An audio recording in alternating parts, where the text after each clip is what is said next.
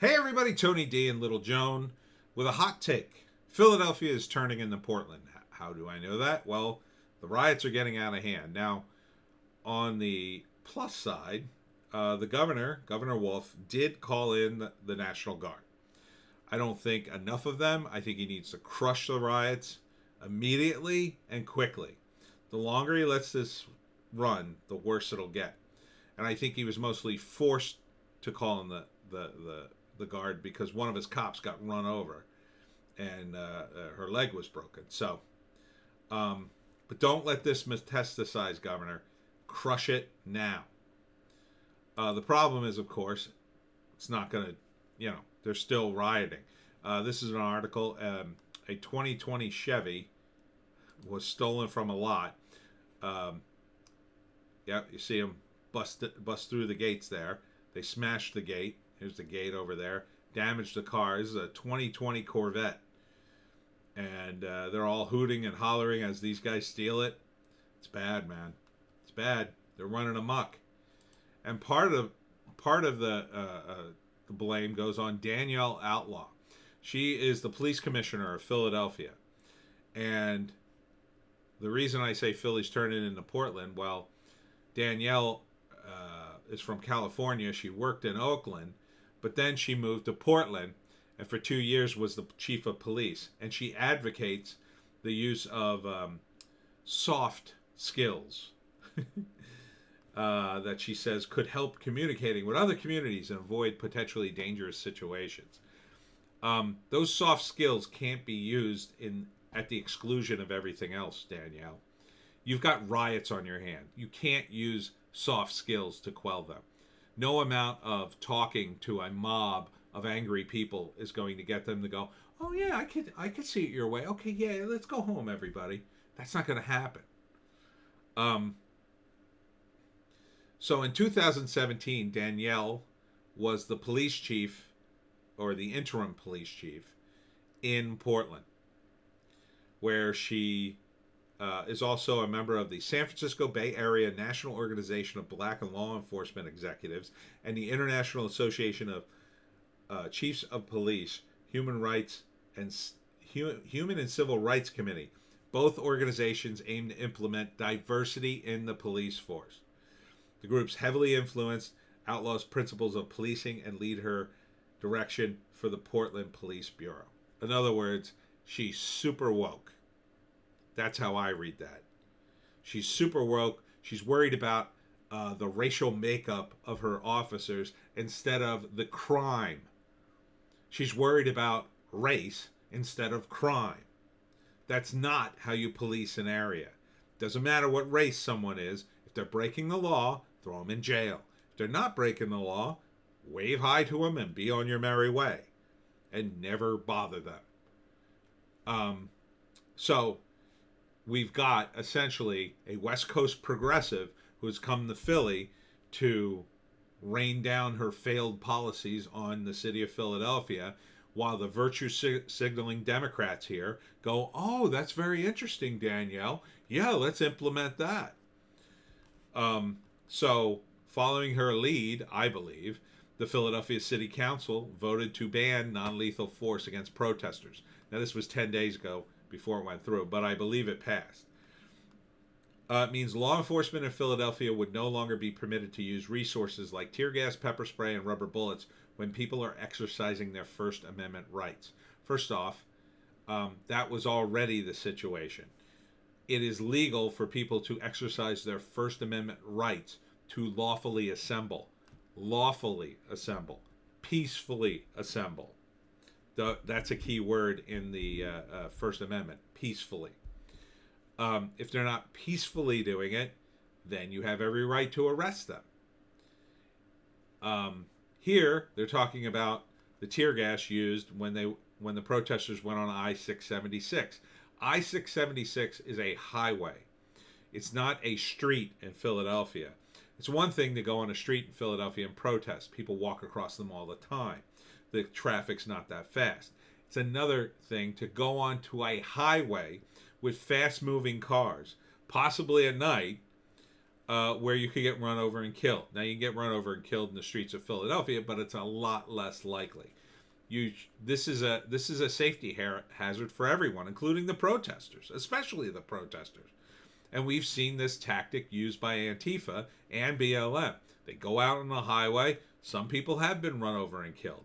Some people have been attacked in their cars, which causes them to freak out and step on the gas and get the hell away, because you'd be better off risking a jury, if you hit somebody, than getting torn out of your car and beaten to death by these idiots, because they're a mob. They're an uncontrolled mob. You don't give an uncontrolled mob leeway to walk on a highway.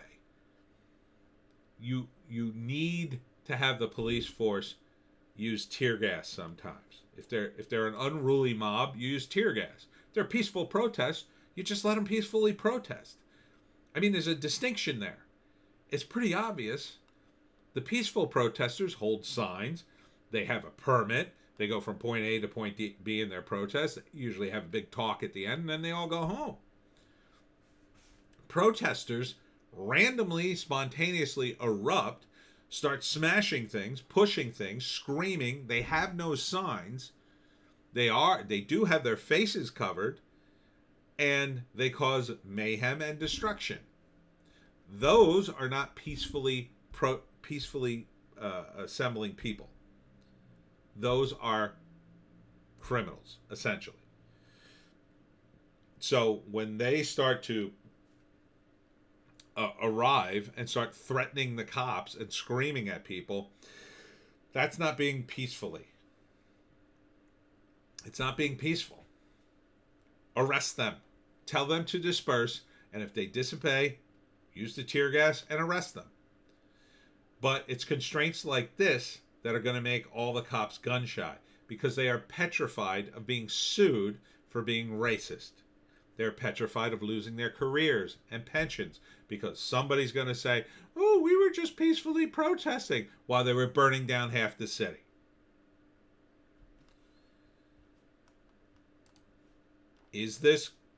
Will the unrest in Philadelphia affect how Pennsylvanians vote? Oh, you're damn right it will. It will totally affect them. And as well it should. Because who's going to protect you? Donald Trump? The guy who's been saying we got to crack down on these knuckleheads? Or feeble old man Joe Biden, who wants to talk to them and unite people like Danielle and use his soft skills? Because if one thing looters love to talk to is old men.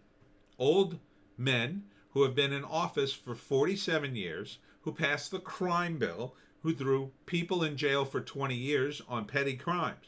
Yeah, they'll listen to Joe Biden. Sure. Yeah, right. Maybe they'll stop looting the Walmart and the Foot Locker, because Joe Biden will say, oh, that's bad. Come on, man.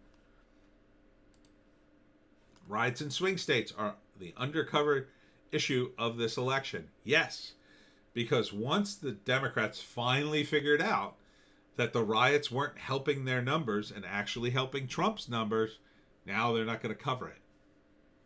So now it's disappeared off the radar. I've heard from people in other areas of the country, they're not really hearing much of the story of the Philly riots, unless they're on the internet, because they're just not covering them on the major networks. See how that works? But Pennsylvanians know, because they live there.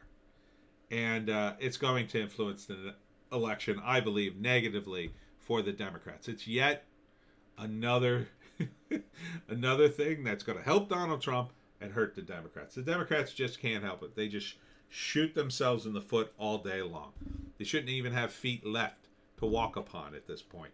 They've shot themselves so many times. Once again, Trump in a landslide, Biden completely humiliated. The legacy media will announce that Trump cheated, and there will be all sorts of lawsuits. These leftists who are planning all sorts of rioting will riot and scream and say Trump cheated, he's stealing our country, and they'll get all dramatic. And the reality will be, it will be ruled in Trump's favor because the cheating is being done mostly by the leftist. Because why does Trump need to cheat? He's got 96% approval rating within his own party. He had record turnout of the black vote at 8% in the first election he was in. This time, Rasmussen has him at 46%. The Cubans love him because they hate Fidel Castro. Bernie Sanders praised Fidel Castro, and then Biden embraced Bernie's policies. So, goodbye to the Cuban vote. De Blasio and Cuomo won't stop bothering the Orthodox Jewish community, and now you've had an event called Jews for Trump, which was also attacked by a group of people in New York. So there goes that vote, or at least a good portion of it. Trump is making gains everywhere. Lil Wayne just endorsed him everywhere. So Trump is gaining, the Democrats are losing. It's going to be a landslide. And hopefully these governors and mayors will realize that they need to run their city properly. In order to run it properly, you can't have riots. You can't tolerate these riots just because you feel bad and you think they might call you a racist. They think you're racist anyway. They'll call you a racist anyway. When they're done with all the rioting, once you've done at the most you'll do to cull the police and neuter them, then they'll start asking for you to do more. And when you finally draw the line and refuse, then they'll say, you're the racist. Out you go. So don't appease these people. They never stop. They won't stop until you're gone or they're in jail. Your choice, governors and mayors.